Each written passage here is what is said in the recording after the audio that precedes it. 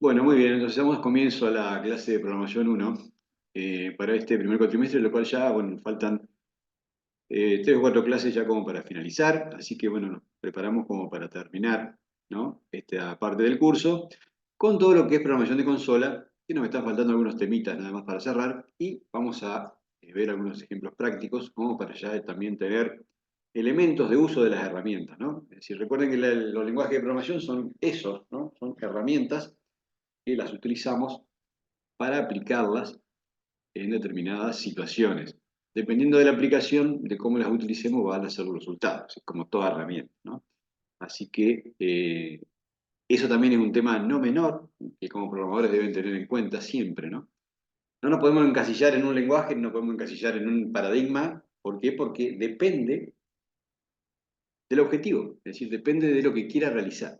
Si yo no me puedo encasillar a usar siempre el martillo, siempre el cincel, no sé, por decir algo, el soldador, herramienta estoy hablando, ¿no? O una llave francesa, cuando en realidad sé que cada una de las herramientas tiene su función. Bueno, aquí es exactamente lo mismo. Hay lenguajes, hay paradigmas de programación que son orientados a determinadas funcionalidades, las cuales a veces no son compatibles para nada. Por eso es que los lenguajes de programación deben tratarse y deben conceptualizarse desde el primer momento como herramientas que van a ser aplicadas en función de la necesidad. Por ende, puedo aplicar un mix de herramientas, puedo aplicar todo un ecosistema de funcionalidades de distintos lenguajes de programación y entornos de programación, ¿no?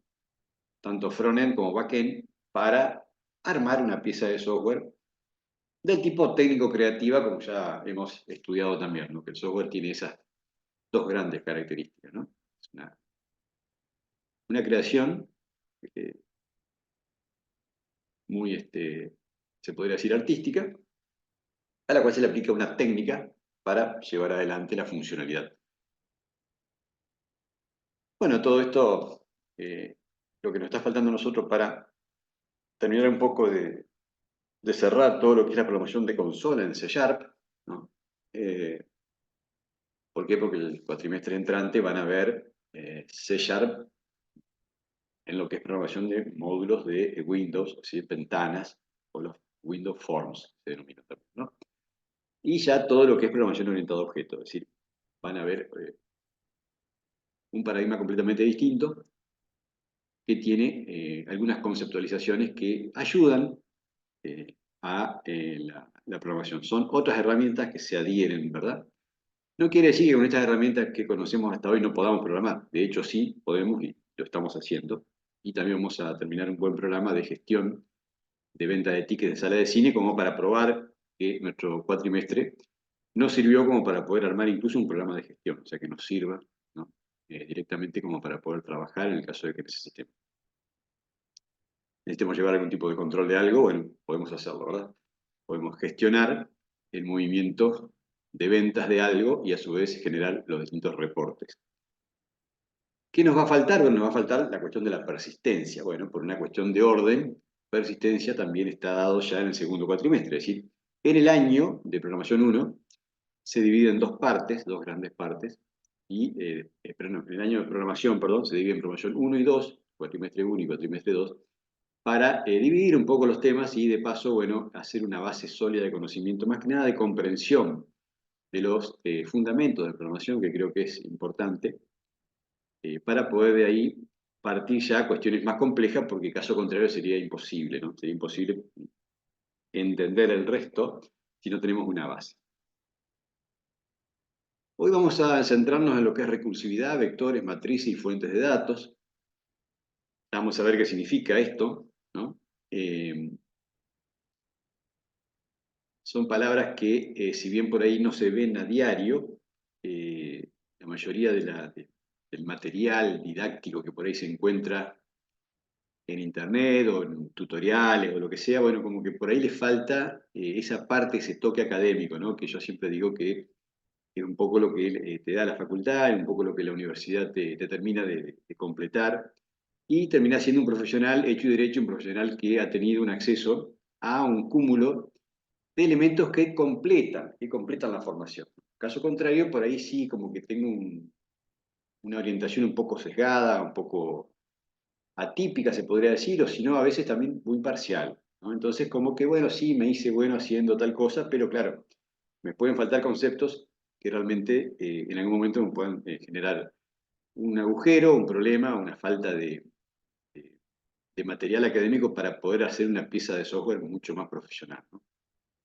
Creo que ahí es donde subyace generalmente el mayor de los aportes de transitar la formación universitaria, ¿no?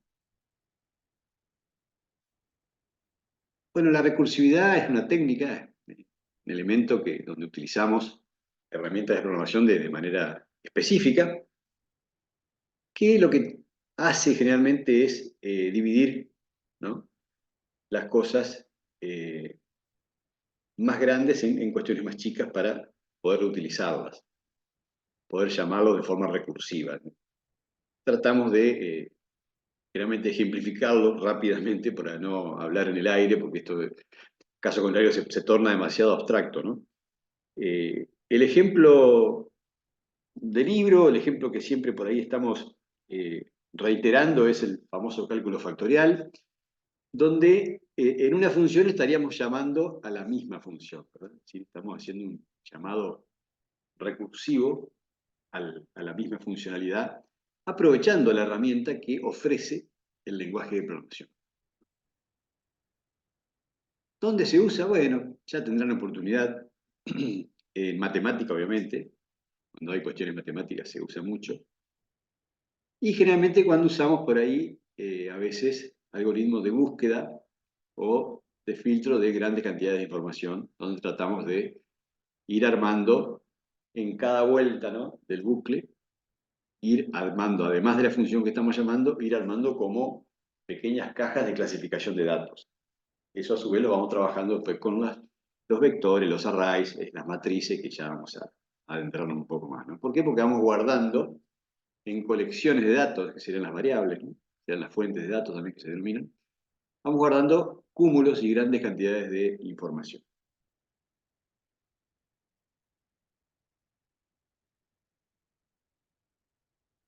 Ahí tenemos un pequeño ejemplo de lo que es el factorial. Lo podemos pasar a mirar en la parte, voy a dejar de compartir aquí un ratito. Vamos a mirar el ejemplo que tengo acá. Hacer la compartida de pantalla esta. Bien. Ahí estarían viendo ustedes ya el IDE de C Sharp, donde lo que hace es muy sencillo, ¿no? Hace una llamada constante, ¿no?, a una función. Simula lo que es un bucle, ¿no?, porque es recursivo. Hace un llamado a sí mismo. Entonces yo lo ejecuto. Bueno, está dos veces, ya le voy a explicar el por qué. Aquí puse el factorial de 5 para hacer la prueba, ¿no? Me dice que el factorial de 5 es 120. Factorial es la multiplicación de los números que componen, o sea, de la línea de números que componen un número, ¿no? Es decir, 5 es el factorial de 5 es la multiplicación de 1 por 2 por 3 por 4 y por 5. Que por ahí a algunos se le voló el dato. Son esos conceptos que a veces nos quedan de otros aprendizajes previos y bueno, a veces nos cuesta por ahí saber cuál era el factorial. Bueno, es eso, ¿no? Es la multiplicación de todos los ítems del número, ¿no? En este caso, 1 por 2 por 3 por 4 por 5. Para el ejemplo, ¿qué hacemos? Hacemos que el entero f, o sea, la variable f, va a ser igual a factorial, que es una función. Recuerden que las funciones las habíamos hecho nosotros para armar los menús, ¿se acuerdan que las poníamos en otro lado y los llamábamos? Bueno, un poquito lo mismo aquí, pero aquí le damos otro objetivo, digamos, ¿no?, que es hacer un cálculo en este caso. Entonces, en la función que hace, recibe un parámetro, que es el número en este caso. Pero lo que paso entre paréntesis aquí en la función es un numerito, el 5, que tiene que ser entero porque estoy definiendo dónde se va a guardar, que es una variable entera. Si aquí fuera un doble, yo tendría que poner acá 5.0 o 5.1, quisiera que sea otro número, ¿verdad? No obstante, cuando llega a hacer el cálculo, recibe el parámetro y hace una pequeña evaluación con un condicional donde dice que si n es igual a 0, que retorne, que es 1. El factorial va a ser 1, digamos, ¿no? Y si no, que haga n por el factorial de n menos 1. Entonces, ahí va a ir haciendo, ¿no es cierto?, la vuelta hasta que lo va a achicar de tal manera que va a llegar a 0. Es como un bucle disfrazado, pero reutilizando una funcionalidad. Esto es para conceptualizarlo, y para entender el funcionamiento, ¿no? Yo lo llamo una vez aquí arriba, y de acuerdo a la cantidad que este número signifique, va a ser la recursividad. Por eso que me lo calcula perfectamente. ¿Por qué escribí aquí 2 veces? Console writeLine y le puse función factorial, ¿no? Le puse un título, le puse /n para hacer un salto de línea. Fíjense que lo que me da como resultado es función factorial, salto de línea debajo, entonces me pone el factorial de 5 es, 2 puntos. Y fíjense que esto, por si no les quedó claro, lo aprovecho de dejar ya en este video, ¿no?, para que lo tengan. Tenemos dos maneras de concatenar o informar datos de variables en una expresión que va a salir por pantalla. En este caso, en un console writeLine, como se hace en C#. Si fuera en Python, ya sabemos que es con print. ¿Recuerdan? Bien. La forma de concatenar es parecida en todos los lenguajes. Podemos interpolar, que es esta forma, o podemos concatenar. Por eso dejé los dos ejemplos. La interpolación se maneja de esta manera. Se coloca entre llaves el orden de las variables que voy a colocar al final del texto, separado de una coma.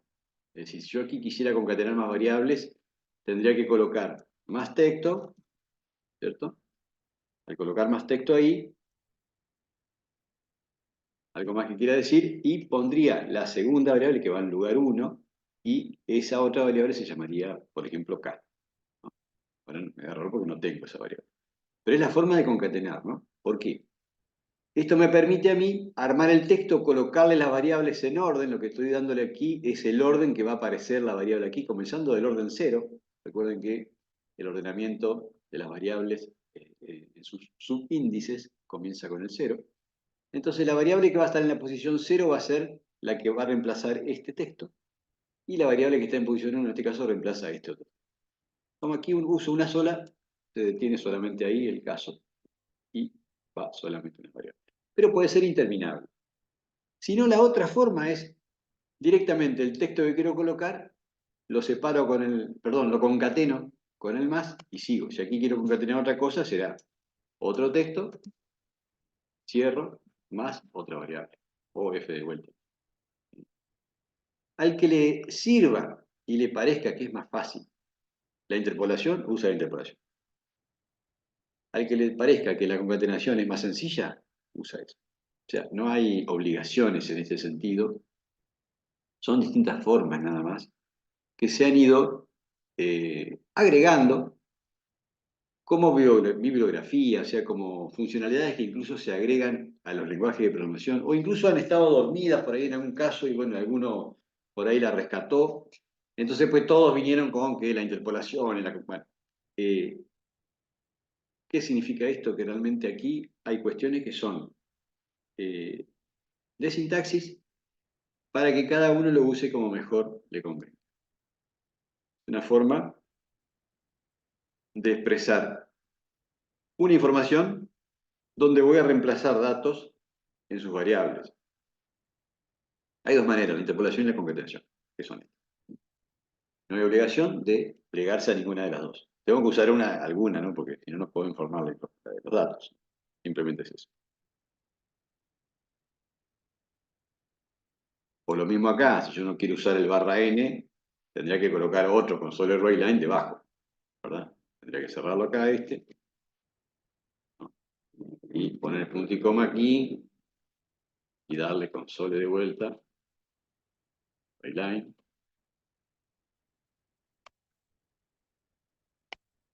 ¿verdad? Para que termine. Me falta la comilla. Ahí quedó. Esto lo puedo poner ahí mismo o debajo. ¿Eh? Si no quisiera usar el barra n que tenía acá, estoy usando aquí. Otra forma para que quede también ya de paso como explicación de cómo se usa. Bueno, eso es recursividad, ¿no? Después tenemos también para tratar hoy vectores, matrices, que entiendo que tengo unos ejemplos por aquí, vamos a ver. Matrices, a ver.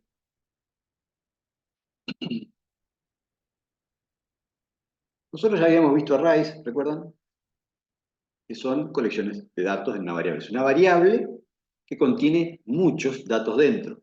¿Cómo organizo esos datos? Con subíndices que comienzan en la posición 0. La variable n en su posición 0 vale tanto, la variable n en su posición 1 vale tanto, en su posición 2 vale tanto, en la 3 vale tanto, en la posición n vale tanto, ¿no?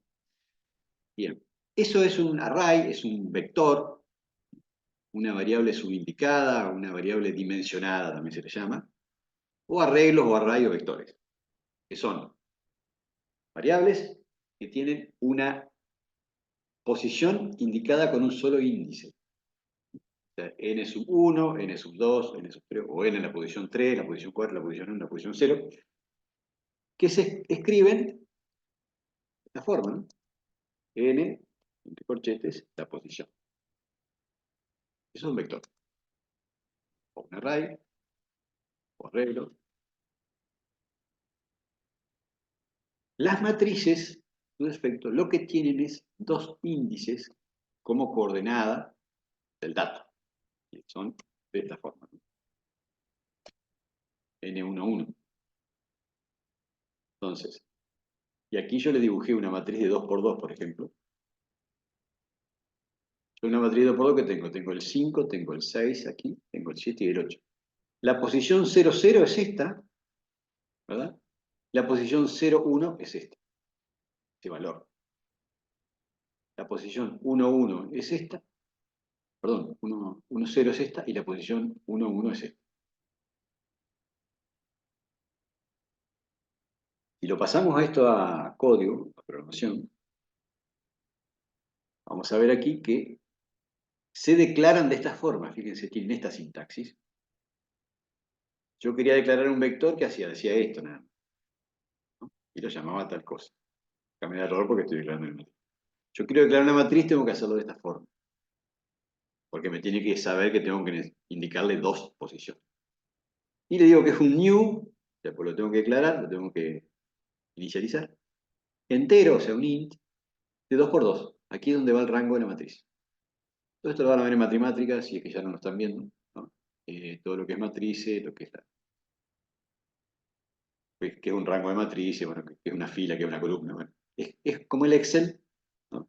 Pero ahora hablado en términos matemáticos. Es lo que estamos usando hace muchísimo tiempo, el Excel, pero bueno, ahora es matemáticamente, digamos, con los teoremas y con las formas eh, más académicas. Pero es eso nada más, no es otra cosa. O el juego de los barquitos, recuerden, la posición 3-2, la posición o H5 o L4, hundido, tocado. El jueguito de los barquitos de la guerra funciona de esta forma, con coordenadas en una matriz, de doble entrada. En este caso, la matriz es de 2 por 2. ¿Qué quiere decir? Que tiene dos filas por dos columnas. ¿Sí? Dos filas y dos columnas. Si fuera 2 por 3 tendría dos filas y tres columnas. Acá tendría, perdón, sí. Y aquí tendría más datos, ¿no? Por ejemplo, la fila en la columna 3 tendría esos datos. Es una de 2 por 3. ¿No? Para no complicarnos, vamos a quedar con un ejemplo sencillo. 2 por 2. ¿No? Entonces yo aquí ahora que hago, cargo los datos, le asigno valores a esa matriz. 5, 6, 7 y 8, que es lo que había puesto aquí. ¿Cómo tengo que hacer? Dándole la posición, ¿verdad? Matriz 0, 0 vale 5, ¿sí? 0, 1 vale 6, 1, 0 vale 7 y 1, 1 vale 8. es la ubicación. Si quiero recorrerlos, utilizo dos for anidados. O sea, un for general más uno dentro anidado. ¿Por qué? Porque en uno voy a recorrer la fila con la letra I, y en el otro voy a recorrer las columnas con la J. Aquí, este for va a ser para generar la fila, y este para generar la columna. ¿Cómo hago? Bueno, utilizo también una ventaja que tiene el lenguaje de programación C#. ¿Por qué? Porque tiene un método, ya van a ver lo que son los métodos, cuestiones de la programación orientada a objetos, ¿no? Una acción, una característica que le permite generar un comportamiento, ¿no? A, en este caso, matriz. Entonces, matriz.getLength significa que va a obtener la cantidad de elementos que tiene. La cantidad de elementos que tiene en su fila. Porque getLength 0 es esta ubicación, y getLength 1, que es este que uso aquí debajo, es este otro dato. Con esta sintaxis obtuve estos valores. Entonces, yo quiero conocer cómo está compuesta una matriz de datos, utilizo esta matriz, utilizo esta sintaxis, donde obtengo, en este caso, matriz getLength 0, obtengo la cantidad de filas. Entonces voy a ir desde i igual 0 hasta que sea menor a la cantidad de filas. Entonces me va a recorrer el 0 y el 1. El 2 ya no, porque ya es menor a ese dato. Un for común y corriente, ¿no? Eso para la fila, y para la columna exactamente lo mismo. ¿Bien? ¿Y qué voy a hacer? Lo voy a imprimir. Voy a imprimir. Fila va a ser igual a i, y columna j va a ser, j va a ser igual al número de columna, y el dato va a ser matriz ij. Vamos a ver cómo funciona. Aquí me lo imprime uno debajo del otro, ¿no? Pero me indica que la fila 0, columna 0 vale 5, exactamente lo que le agregué, como le cargué el dato, ¿no? Exactamente como está aquí, más arriba, como vimos el ejemplo. Que la fila 0, columna 1, o sea, esta, vale 6, ¿no? Que la fila 1, columna 0, vale 7, que la fila 1, columna 1, vale 8. ¿No? ¿Por qué? ¿Qué estoy haciendo? Estoy utilizando la misma coherencia, se podría decir, la misma lógica de cómo cargué los datos, de cómo están organizados en la matriz y cómo los recorro. Entonces, fíjense, la herramienta de programación que me permite grabar los datos y alojarlos de esta forma, que me va a permitir recorrerlos, es el for. O sea, es el for anidado. De esa forma yo voy a recorrer los datos grabados en una matriz. Y puedo obviamente hacer cualquier tipo de proceso dentro de eso. Vamos a ir viendo algunos ejemplos que puedan llegar a ser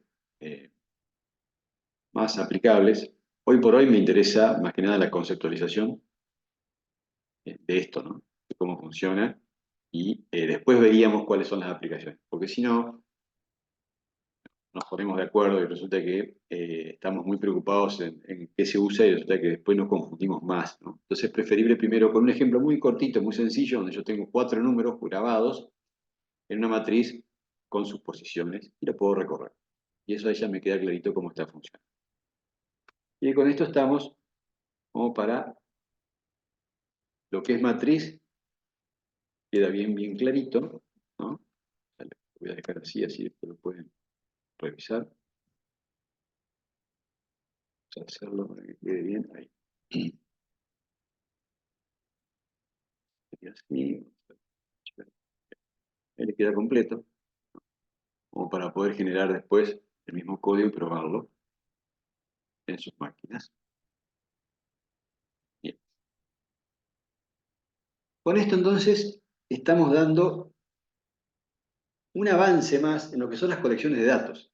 Recuerden que habíamos visto vectores y arrays que son valores lineales, se podría decir. ¿No? Tengo una variable con 5 números adentro, bueno, aquí ya lo expando, ya le doy otra dimensión, ya es de 2 entradas, ya se arma un Excel. Ya no es una fila, sino que ahora ya tengo filas y columnas. Ya tengo filas y columnas, fíjense qué interesante.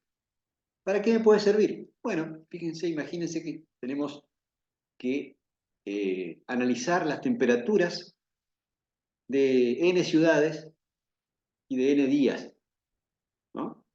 Y a su vez sacar promedios. Fíjense, un detalle que podría ser de gran uso, ¿no? Bueno, vamos a ver un ejemplo. Creo que lo hice con pocos días, poca ciudad para no grabar tantos datos en la demostración, ¿no? Porque si no se hace muy largo. Pero acá, vamos a abrir el proyecto. Acá, esto ya es un poquito más largo, ¿no?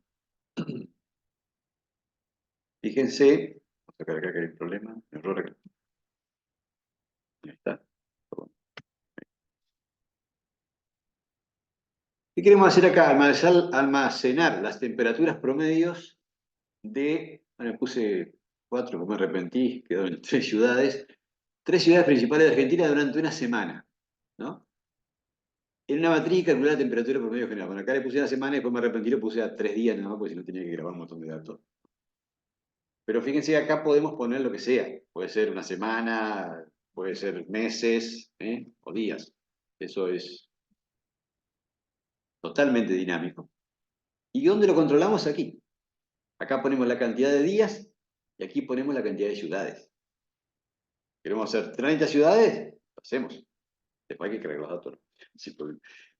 ¿Dónde se enumeran las ciudades? En el array del tipo string. Acá hay un array, ¿no? Esto es un array. Para que vayamos marcando la diferencia con la vector, ¿no? Las matrices. ¿Y dónde grabo las temperaturas que tienen grado y centésimos, ¿no? Y a su vez tiene un día asignado. Entonces, ¿dónde voy a grabar eso? En una matriz. Una matriz de tipo doble, ¿por qué? Porque va a tener grado y centésimo, a eso me refería. Quiero grabar, por ejemplo, 25,3 grados, tengo que poner un doble, porque si pongo int, me va a aceptar solamente 25 grados.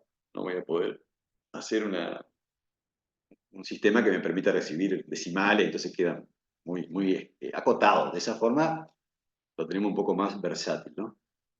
Entonces aquí, en esta variable de tipo doble, pero matriz ya, no un array, es una matriz,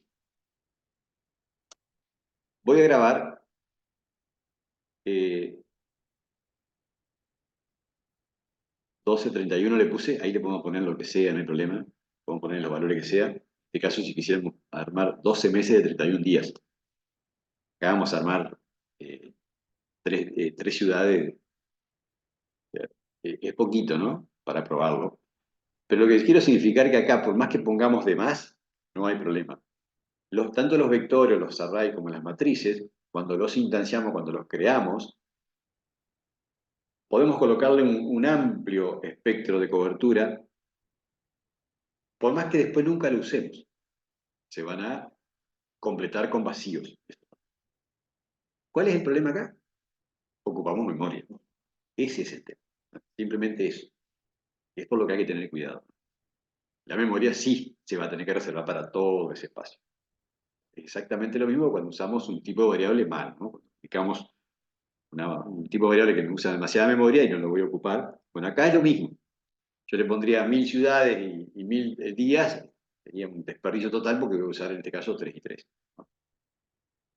Pero puedo hacerlo. ¿No? Puedo hacerlo con la certeza que me va a ocupar memoria y bueno, eso me va a insumir recursos del sistema operativo donde caiga mi programa en su momento al ser ejecutado. ¿Qué sigue después? Sigue, una vez que declaré, ¿no? Variables, esto estaría mal, esto podría ir aquí debajo también, ¿no? ¿Verdad? Vamos a hacer bien las cosas, ya de paso.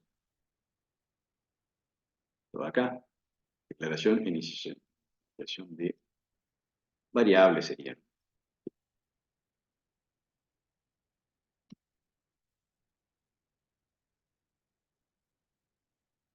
Array vector de ciudades, así para que quede más explicado, y matriz de temperatura y día. Ingreso de temperatura de ciudades. Muy bien.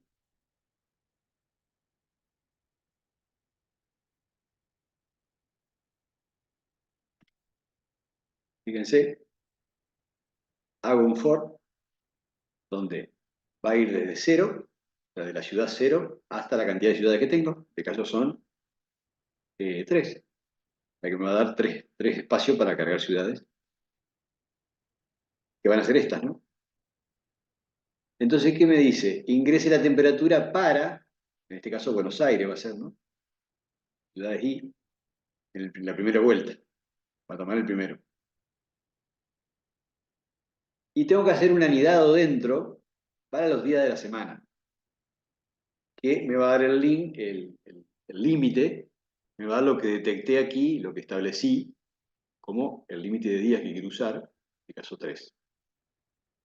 Entonces voy a hacer el link, el loop de las ciudades, y dentro de cada ciudad hago un bucle anidado dentro donde recorro los días. 3 días por cada ciudad. ¿Por qué? Porque necesito cargarle a Buenos Aires las 3 temperaturas de los 3 días. A Córdoba las 3 temperaturas de esos 3 días y a Rosario lo mismo, ¿no? Entonces, aquí ya lo cargué, ¿no? Día 0, J+1. El día 0 es el día, en este caso, perdón, no quise decir día 0. Va a decir día y va a decir aquí J, que empieza en 0, entonces lo agregué 1 para que sea día 1. Entonces me va a aparecer Buenos Aires, día 1 para que cargue la temperatura, día 2 para que cargue la temperatura y día 3. ¿Por qué? Porque le incrementa 1 para que visualmente no confunda al usuario y diga lo que realmente el humano espera que diga. Para la máquina siguen siendo las ubicaciones digitales desde el 0 como siempre, ¿no? Y después uso un try catch aquí dentro para asignar a la matriz temperaturas, que declaré aquí arriba, ¿recuerdan?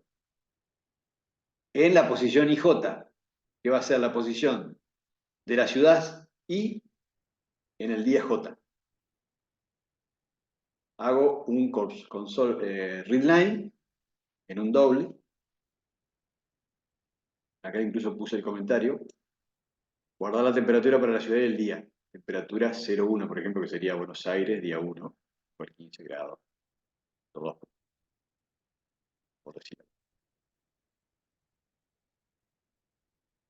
Bueno, y en el catch pongo, si hay un error, va a ser seguramente porque no ingresó un número entero, entonces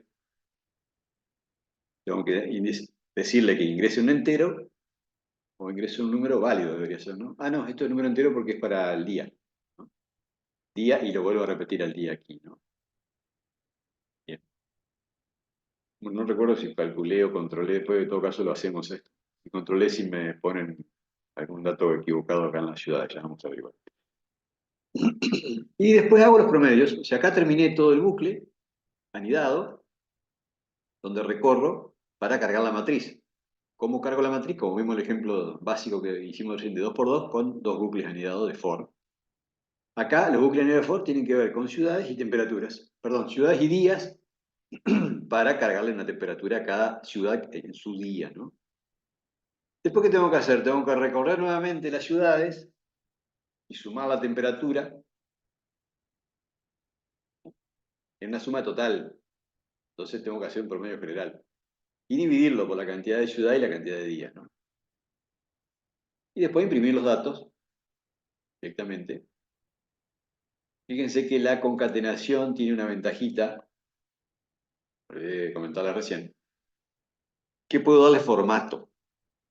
En este caso puedo darle un formato. Esto significa que va a ser la variable 0, la de posición 0, pero este 2 puntos es el separador para indicar el formato. Y lo que va después de los puntos es el formato. Y el F significa fix, es decir, la cantidad de decimales que va a tener después de la coma. Yo le puedo poner que acepte o que me lo formatee al resultado del promedio, que no un montón de decimales, sino que me ponga directamente 1, ¿no? O 2, puedo colocar. Esa es la ventaja que tiene la interpolación, en desmedro de la concatenación, que por ahí, bueno, no lo tiene. Impresión de temperatura por ciudad, o promedio por ciudad. Lo puse opcional por si lo queríamos hacer o no.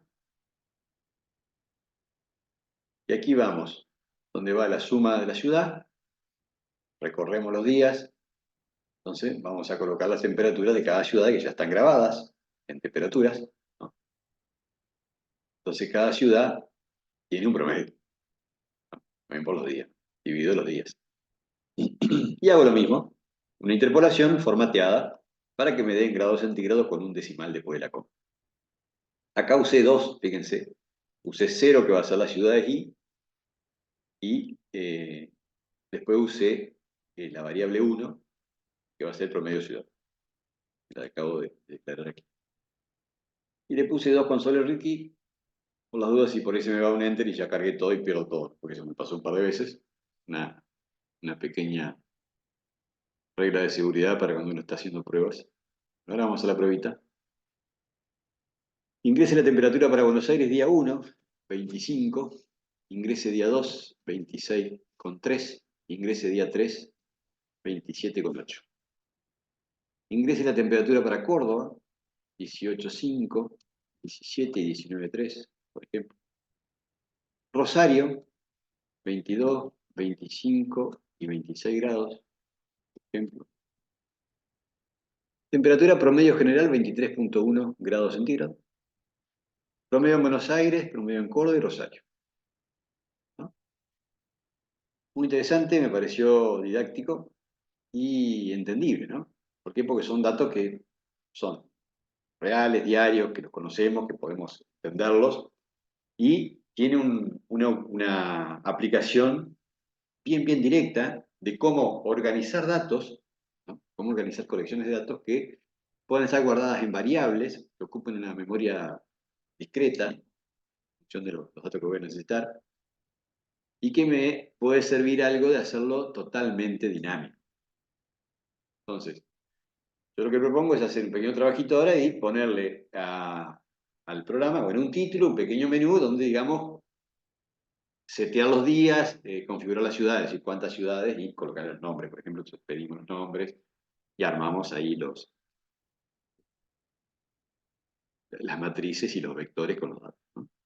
Tengo que armar un vector de días y un vector de ciudades primero.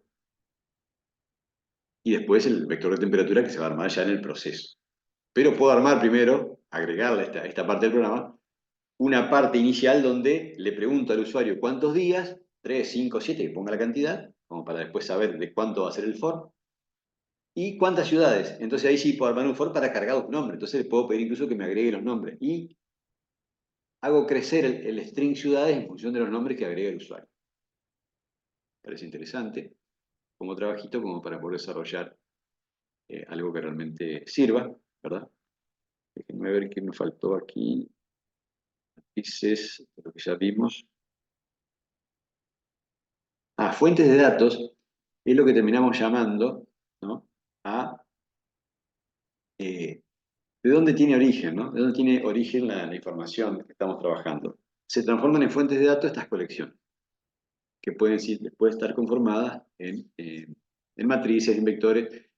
Van a ver después en el cuatrimestre siguiente que se denominan colecciones de datos a otros tipos de herramientas que terminan siendo parecidas. Son estructuras de programación, herramientas que permiten almacenar datos, pero que tienen características específicas. Se ordenan de una forma, bueno, ya tienen algunos elementitos como para dar un plus, un valor agregado a la herramienta, como para utilizarla ya de forma más rápida.